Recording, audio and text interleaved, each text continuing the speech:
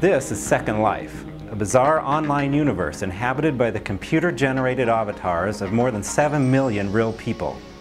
The online multiplayer environment is a popular destination for young IT professionals, with its own news media, a functioning economy, and at least one government embassy.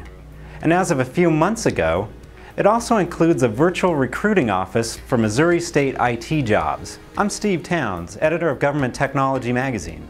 And I recently spoke with Missouri CIO Dan Ross about his state's efforts to recruit and retain IT talent, both in real life and Second Life. We've been working on creating a presence in Second Life on what's called an island of interest, which is, in our case, we're on an island with libraries and universities out there. So we've been establishing our presence out there, working up information about IT jobs in Missouri and really working on making our image out there bright and crisp. Just like the real world, there are things that are inappropriate out there and things that are truly business-like. The world has its own monetary system called Linden dollars, and you spend those in world, and that's a new term too, in world. When someone says in world, they mean they're in Second Life, moving around, interacting with other people's avatars, representations of themselves, social networking, transacting business, and hopefully searching for jobs. Currently we have quite a bit of static content there where you can maneuver in Second Life up to our message boards and receive static information, or you can touch a kiosk that we've created there and that will pop up static information. But the future will hold live information and adjustable information where you could pose a question and receive some content very specific to your question. Missouri's efforts drew the attention of several in-world publications, including this front-page story in the Metaverse Messenger. So far, the results are encouraging. The results from just those in-world interviews, we've had a half a dozen contacts from people saying, tell me more about IT jobs in Missouri, or we're glad to see you there. So we believe we're the first state out there with a state presence. And so we're excited about that. And then our plan in the next 30 days is to host a virtual job fair at another location on the island, which is called an auditorium.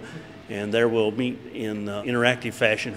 Second Life recruiting is just one method Missouri is using to head off a looming IT workforce challenge.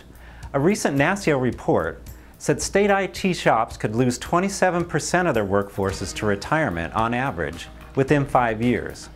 Ross estimates that 60% of his own staff will be eligible for retirement in 10 years, ratcheting up pressure to fill the pipeline with prospective future employees. We've surveyed high school and middle school counselors, and we find that they don't have much of a conception about what IT jobs are like, and they have no idea about IT jobs in the public sector.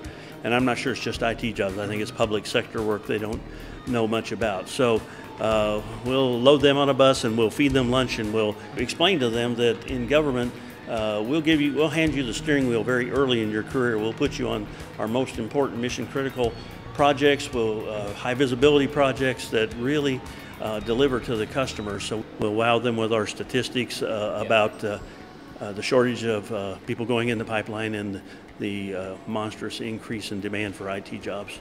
In addition, Ross has taken steps to ensure that his current employees stick around as long as possible.